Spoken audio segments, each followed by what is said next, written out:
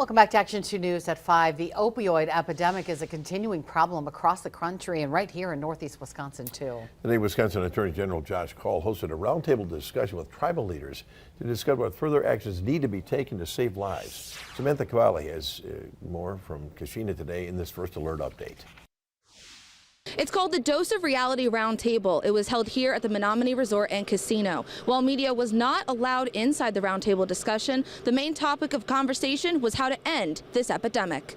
While the opioid epidemic is impacting many people nationwide, it has hit tribal communities harder. Wisconsin Attorney General Josh Kaul says overdose deaths in 2021 on tribal reservations were nearly 3 times higher than overdose deaths in the rest of the state. Tribal leaders want to work hand in hand with lawmakers to take a holistic approach so that people struggling with things like lack of affordable housing or transportation can get to the help they need.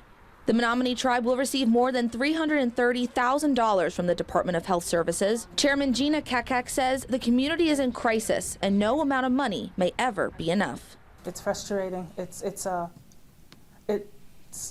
nothing that a council or a department or a director can handle. This is a community issue that we need to address. I asked the Menominee chairman about the recent overdoses at the Menominee Tribal Jail back in December. She says that some of this money is actually going to go toward a body scanner to help keep people safe and not bring in any sort of drugs. In Kashina, Samantha Cavalli, Action 2 News.